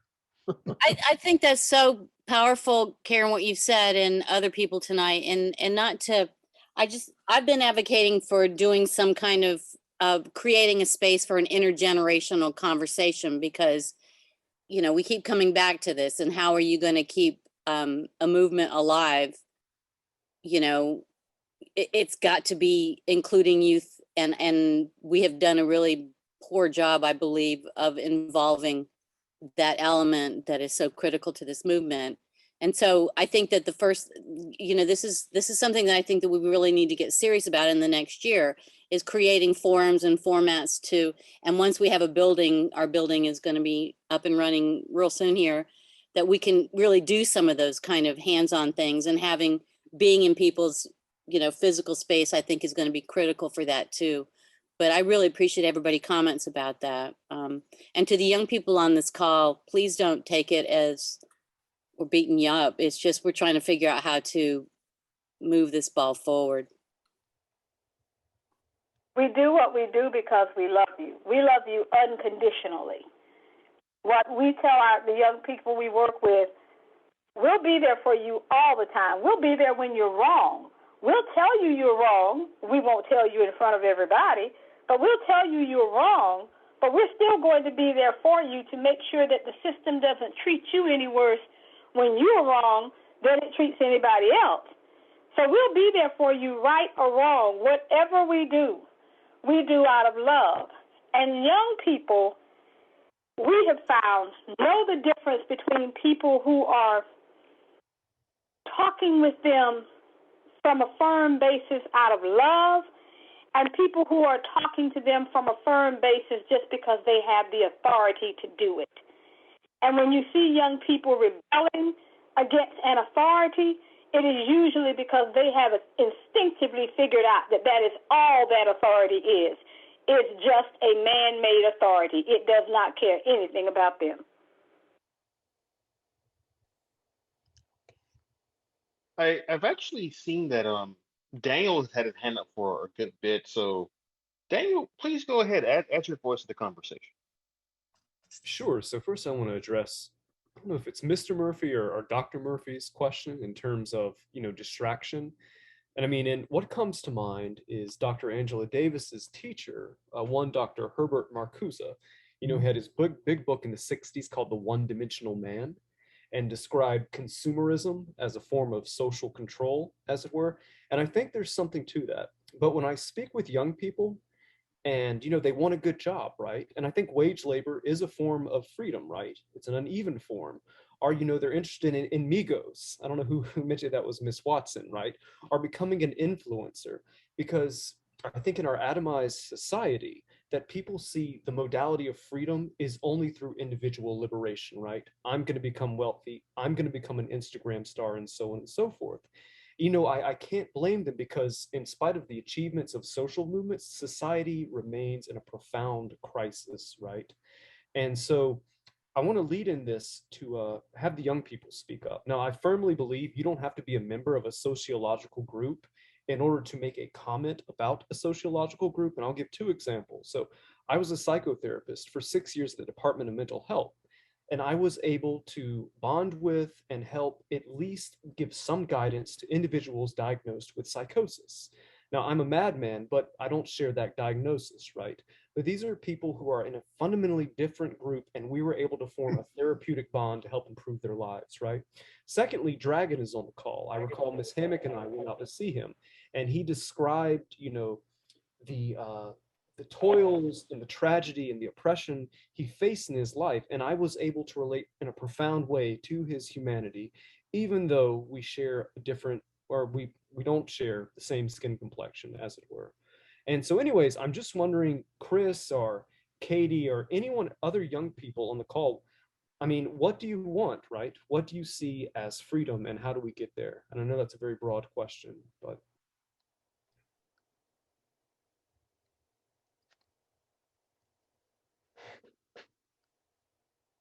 Daniel, I'd add help to the freedom.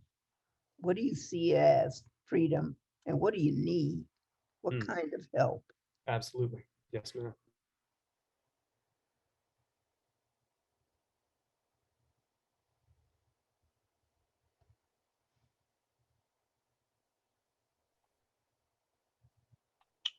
In the chat, Katie says, what do I see as freedom?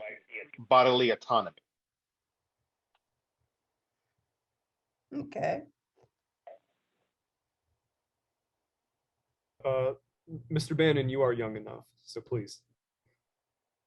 No, that was just I sent him a message. It's a genuine question. Like, what age is young? And I think it's all about your point of perspective. Oh, sure, I do think we do. I'm not gonna get too technical here, but we do see differences. And let's say, I don't really like this terminology, but between so-called boomers and millennials, and even the young people I'm encountering, like the Zoomers, I'm like, what's wrong with these young people, right? And so I can see why, some of my senior comrades are having the same, reaction, to my generation, as it were. So I agree. I always say, their labor movement young, which means under the age of 60, people that are involved in labor. So, I think it really is, it's a point of reference of the current status.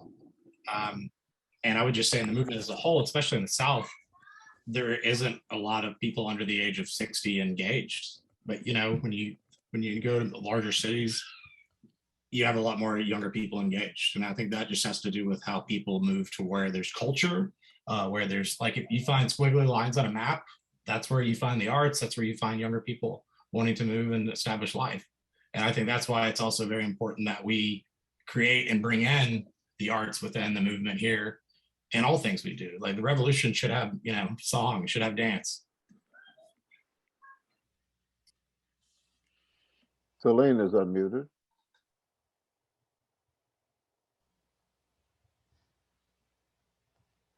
Oh, I'm gone.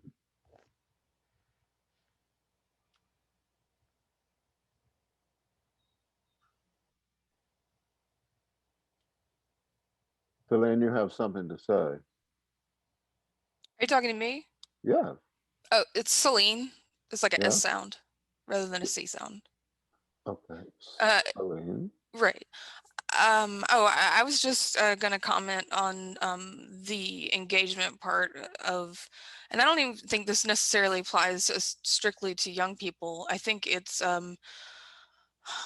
because of how dysfunctional our political system is, people tend to think of politics as something that is removed from their lives as opposed to something that directly affects their lives.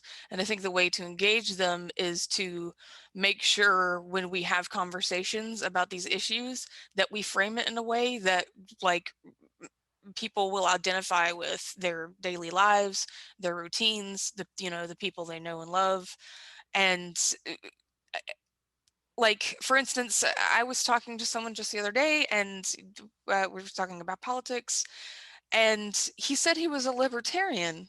And I said, so are you saying you don't believe in publicly funded education? And he was like, well, I'm not sure what you mean. I believe in freedom and liberty. I was like, yeah, but that's not what libertarian means. Like, and a lot of times the narrative around politics in social media is about us versus them. It's about a fight. It's never about a solution-based approach to problems that everyone faces. And that's really what we need to do, is stop talking about I'm all for criticizing the powerful, and of course, we have to hold our elected officials accountable, but I think that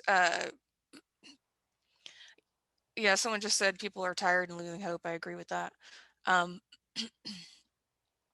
Yeah, we have to tie it back to people's everyday lives so that they realize politics is not some esoteric thing. It's not, just a series of buzzwords. It's, how much taxes you pay on your property, on your car, like, what your children are being taught in school. A lot of people aren't even voting in these superintendent races, and they don't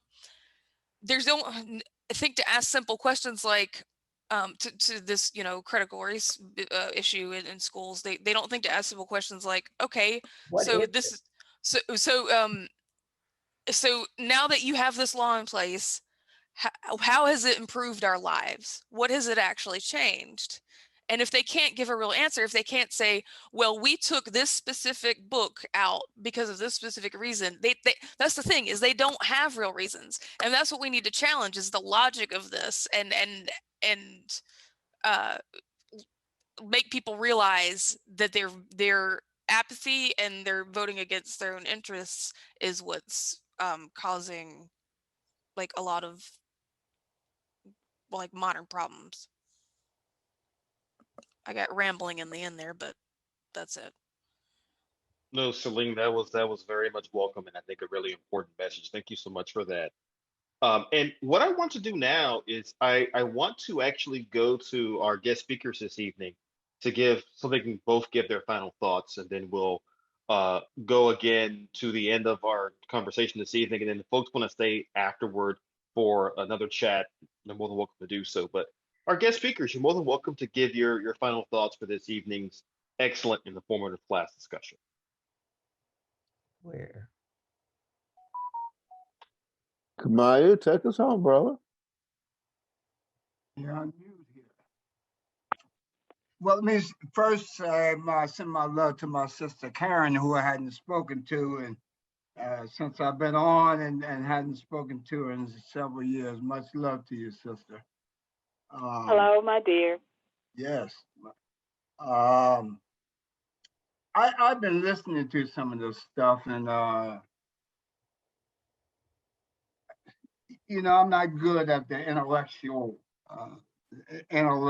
vision or visionary stuff of what's going on with our youth and whatnot. I don't know if I can prognosticate anything like that. If I'm in a situation, then where I lay my hat, and there's something going on in the community, in every community I've been in, I go out and organize the youth. I don't wait for nobody to tell me to do it. I see what's going on with them, and I've been very, successful in that. And as I said before, like when you step out here in politics and you run for office, it's like the turtle thing. Your turtle can't go nowhere until you stick out his neck. You got to take a risk when you move out there.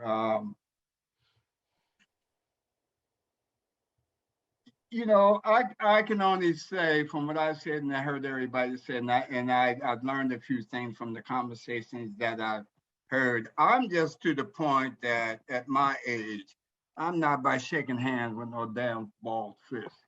And I hear a whole lot of this academically and trying to interpret and explain rather than throw it down and get down with people or get down with you, they'll hurt you. People going to school, kill all your kids and whatnot. But I know people don't want to hear it from people organized this and that. Yeah, but let's go in school and kill all the congressmen that's breaking this school and kill their damn kids. Let's see what the hell happens. See if that changed some damn ideas about what we do with guns and whatnot. You want to hear that? You know, you want to fight in the cities or go to the jungles. However, the revolution go on. I hear the damn term about revolution, but what I see is a new damn Chevy truck coming over the hill called revolutionary. And I don't know if kids are looking to see revolution in those terms, in terms of struggle. There was a brother in the 30s that said, I'll fight until hell freezes over. And then I'll fight on the damn ice if I have to. That's my attitude about what's going on with this struggle. I don't know how the intellectual analysis, as I've heard some of you kind of lay out kind of historical stuff and say it in a very academic way. And then when you say freedom, I don't know if you mean freedom, FREEDOOM, rather than freedom, and then defining freedom and with one word and whatnot. I don't know that I understand that, but I know I have determined what's right and what's wrong. I've ran for office, and if you run for office, you got to have some integrity about you. And after 18 years in office, one of the mistakes I think I made after I reflect after come off office, I was too damn honest. And I found out that wherever I worked and worked with people and you into politics, you're going to be in the room with a group of assorted weasels. That's what assorted weasels.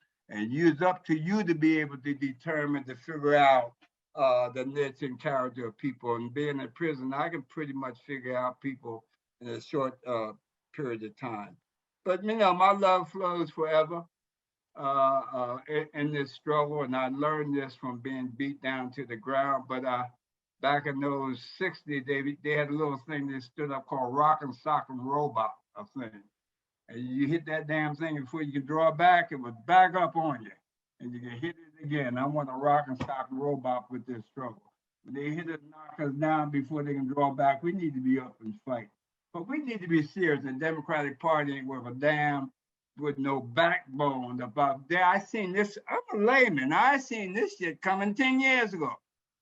And all this education, all this intellectual shit, and I don't see, like, how did we miss it? How did they miss it? What's going on? And that's kind of my 2 cents. And I'm joining with anybody like mine that want to uplift humanity. But I ain't shaking hands with bald fists. I ain't letting nobody hit me upside the head. I ain't into all that. I ain't about hurting nobody unless they're trying to make a move on me. But that's just what my politics, and I'm open and willing to learn from many of you.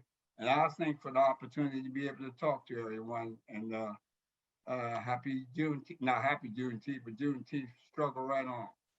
Well, Kamau, you're really subtle in expressing yourself. I'd like to hear what Karen Watson has to say about that.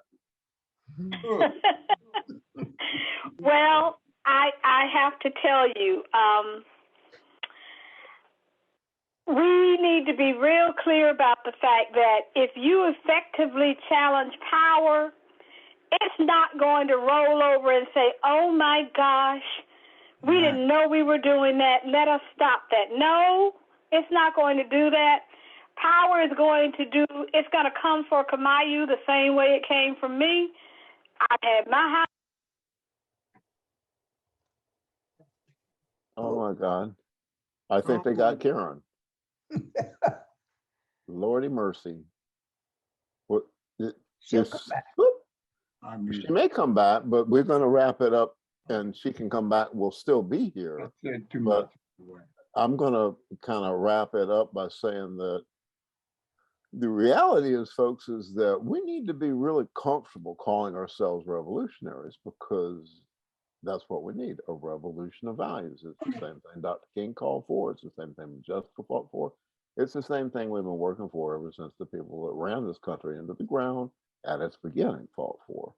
And so that's the difference between what we're doing and what virtually every other activist organization with any staff and capacity in South Carolina is doing. And so appreciate you paying attention and being students in the Modjeska School. We've got another class next Monday where we talk about, okay, now you've heard all the theory and the analysis, what the hell are you going to do about it? And so it's a really important class. And you were sent a message that you need to, all of you that expect to graduate need to send us a paragraph, no more than a page, about what you learn and how you want to practice it, as to whether it's effective citizenship or you want to like storm the barricades. Put it down and let's talk about that next Monday and figure out how we can leverage your aspirations in terms of making a more just and equitable society. Dr. Green, you want to wrap it up and then we can play some more music and take a break and powder our noses and come back for anybody that wants to have open mic for say the things that you couldn't say with a recording on. Dr. Green? Again, everyone, this was a great and wonderful conversation. Let's take these ideas to heart. Let's utilize them, put them to good use. And until next week, let's all keep the faith and we'll see you next time.